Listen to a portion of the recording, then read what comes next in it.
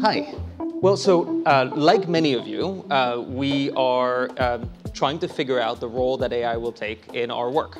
So Red Scout's a brand strategy consultancy. We tend to work with organizations at these moments of definition when articulating your value proposition is a big existential question.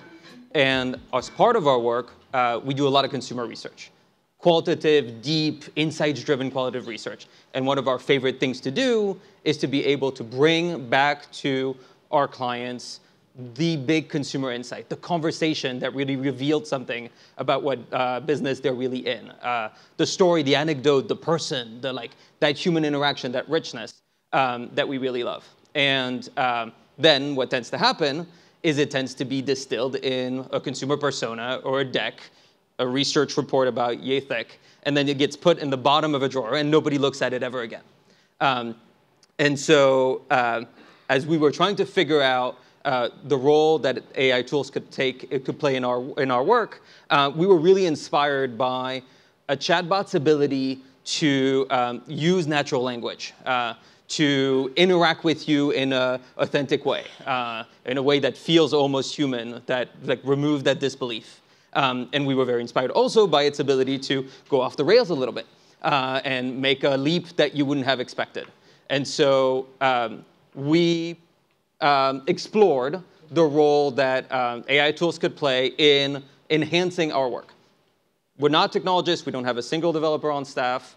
We were just curious and eager to figure out how it can make our work better. And so we started with a very simple question, which is the sort of eternal questions of research. I wish I had asked that, but I didn't know to then question. And so, what if you could ask the question that you forgot to ask in research? And so with Noah's help, we built a little experiment, which we're calling BrXnd AI, and it's a chatbot manifestation of a brand's consumer persona. The way we built it is pretty straightforward and was really sort of an intriguing addition to the qual research process. We did conventional qual research, did IDIs, 90 minutes, got to know people for real, understood their motivations, et cetera. And then from there, we extrapolated personas. Pretty conventional personas, articulations of who they are, what motivates them, some demographic parameters. We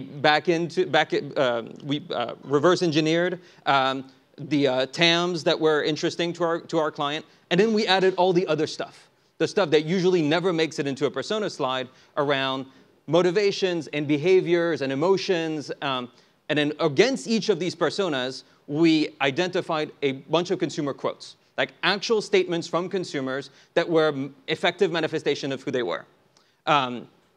And we use that as the sort of a corpus of data to inform a chatbot.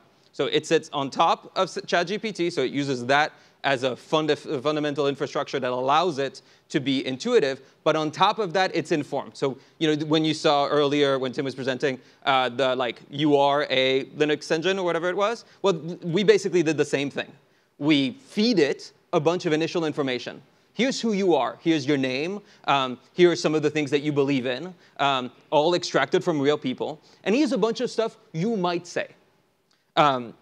And then we fed it into the most intuitive interface possible, which is a chatbot.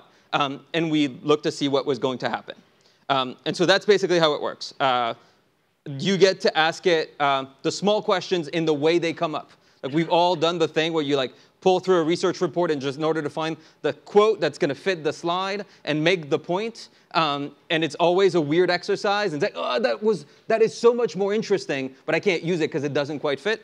Well, now you get to ask it the question exactly the way you need. And so this is my very slow typing up there. I was very impressed by how quick Noah knew how to type. I can't. I'm a two-finger still, I think. And so there you go. The chatbot answers the question. So Mark is one of the variations on the persona against a particular consumer group. There are a couple, for the sake of this experiment, articulated a couple of persona. And what you saw, too quickly, there we go. I'll do it again. is you then have the ability to infer or to reveal what were the actual consumer quotes that helped the engine build that particular response. So it's going to answer your question exactly. Can you describe your dress, how you dress in 20 words or less? Mark steps in. I prioritize well-made, well-fitting clothing that feel legit, et cetera. And then you click the little inform button, and it gives you the actual quotes from real consumers to help reassure you that it's not making it up. And what's been really fun to see is that the engine is able to infer meaning rather than specifically, thank you.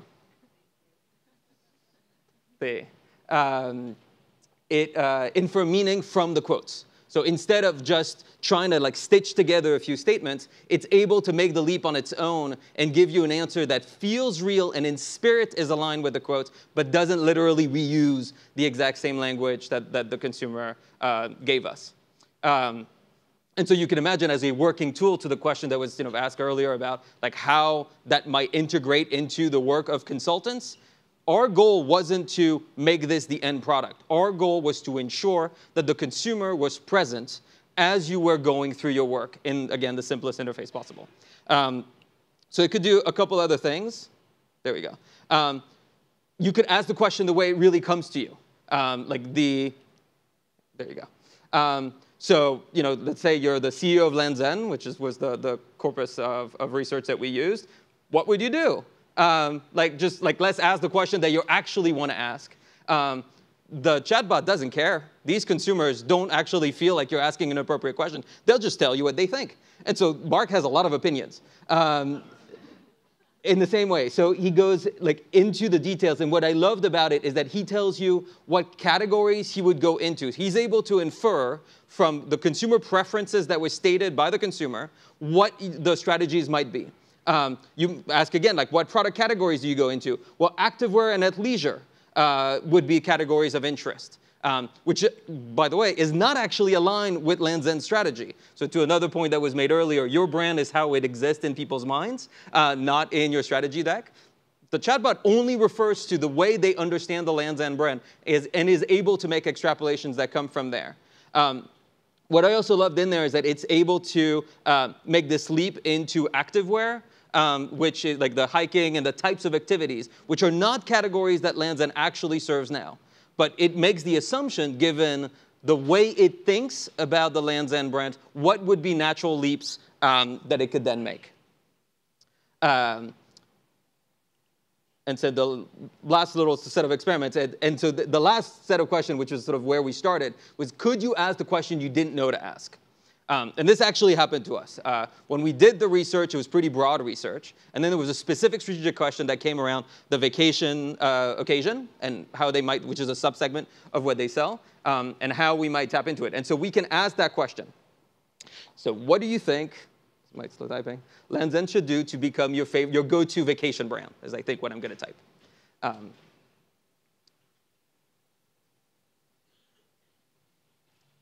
And so again, the engine steps in. Thank you for your question. It's extraordinarily polite the whole way through. Much better than respondents in research. And it tells us that because LandZen is known for quality and inclusivity, which again is a leap that it makes on its own, that should be what it leans into. There's an opportunity to offer more modern and trend-driven pieces. And it just keeps going with an active recommendation. We ask it a more pointed question, which is, again, the real strategy question. What product category should we go into? And again, no problem giving us answers. So offer more trendy and modern pieces, which is true, and it was, again, extrapolated, but is a very real thing that they were already working on. Rebranding efforts to bring in a younger demographic. Any of us who know the brand will agree. Innovate and experiment with sustainable materials, which is in line with their quality focus. More customizing options like monogramming, which they've done in the past, but makes sense for the vacation occasion. Create social media campaigns that feature people of all ages, shapes, and sizes, which is an obvious extrapolation of the inclusivity message. And then we just ask for strategy. It gets less good, but it's still fun. In 10 words or less, do you think, what do you think the Lands' End brand platform should be? It goes really, really basic stuff. True, but not very interesting. Not really slideware stuff. Comfortable, versatile, premium. So, okay, we tell it to be a little bit better. Like, can you be more evocative, please? And then it answers us with a pretty reasonable, like, find your perfect vacation style with Lands' End, which is, okay, fine. Vacation wear that feels as good as it looks. And it's able to sort of go around and make those leaps. These are like built off of a relatively narrow corpus of qual, but our ability to now have conversations with our clients around the nature of the answer, what of it feels right, what of it feels wrong, why does it feel right, why does it feel wrong, has been really transformative. And it's allowed us to bring research that is usually done at the beginning and then never talked about again back into the process.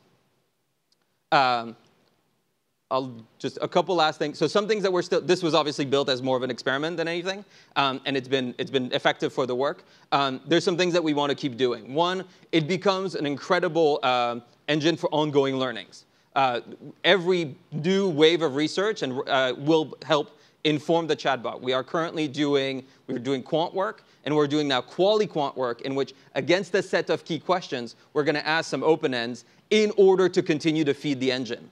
Which is terrible quant outputs, because a bunch of sentences from 1,000 people isn't really useful in the normal world, but it's so much richer than what you would ever get out of quant. So now you take those inputs, you feed them into the chatbot, and it becomes wiser about new things, which is sort of interesting. We want to give it new powers and sort of emulate some of the things that you would use in IDIs or in qual research, like generate mood board or have the engine respond to mood boards. So we played around with it, and it's got already some capabilities. Describe to me what you think the Lands' End brand looks like. A descriptor then gets to be popped into an image generation engine, and it tells you something, and it makes the distinction between who you wish you were and who you actually are in the consumer's mind very obvious. So we're going to play with that. It's a fantastic tool to test research. So we've been putting qual questions that we are going to, from a guide that we're going to take into research, back into the engine as a way to test ourselves and check ourselves and make sure that we hear something that is truly net new.